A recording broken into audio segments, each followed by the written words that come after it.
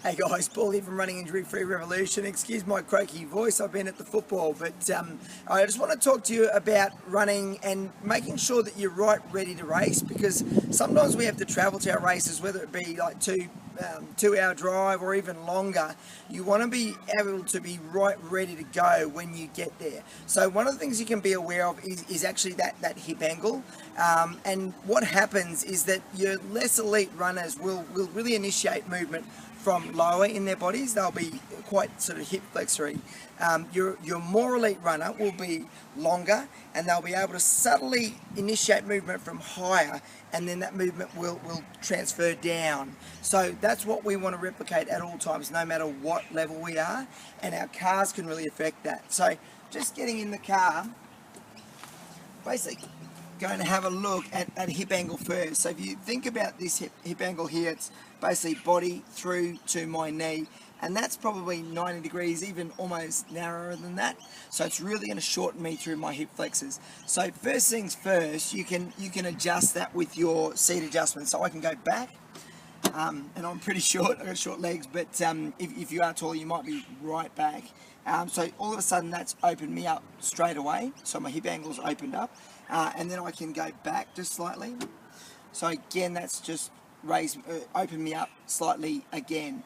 What I can do to even increase that is sometimes you'll have a really nice car where you can actually drop the seat, and that's a really good thing. If you don't have that, you can just use your pillow. So just literally wedge it in the back there. So it's literally in that back sort of section.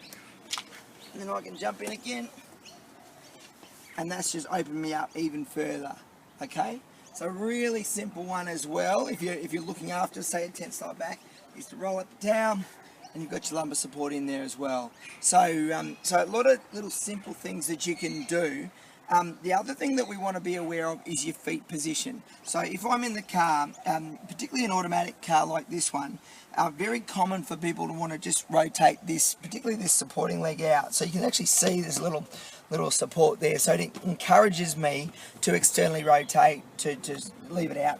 What that will do is it will shorten on your piriformis. So piriformis is just that little muscle right in the middle of your butt. The sciatic nerve sort of runs through it, sometimes can run sort of around it as well, but it will shorten, and that can have an effect on your running from a mechanics perspective. And also lower back, we talk about hamstrings and calf related injuries that can be associated with lower back tension as well. So what you can do with that is you don't have to be like dead straight, but you can just straighten this up so that it's just more neutral. So again, you're not pinching on that piriformis. I can do that the same with my accelerator and brake foot as well. So that's a really handy one from a positioning perspective.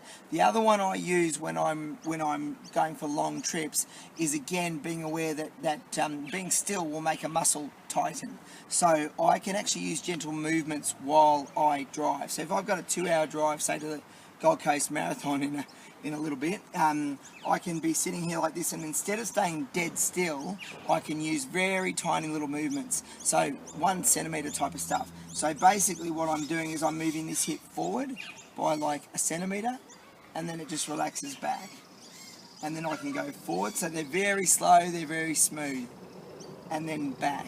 Okay, and I might do that for a minute, and then I'll do the other side, slowly forward, slowly back, and I can keep rotating that through. So always remember, movement will lengthen your body as well. So guys, things to think of: hip angle, open it up so that again when you go to run, you're initiating from higher and your stride length is not being affected as well. And also your leg position, so don't let it sit out. That's a real trap. It's a silent trap, so you won't necessarily feel that, but it can affect you and it can lead to injuries.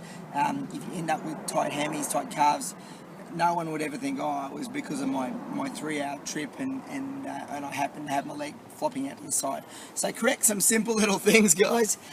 Really, really easy to do. Make sure you don't lose your race on your trip to your race, and basically you can use it to get better performance and stay injury free. So guys, I'm Paul from Running Injury Free Revolution. Sorry for the croaky voice. I'll talk to you soon.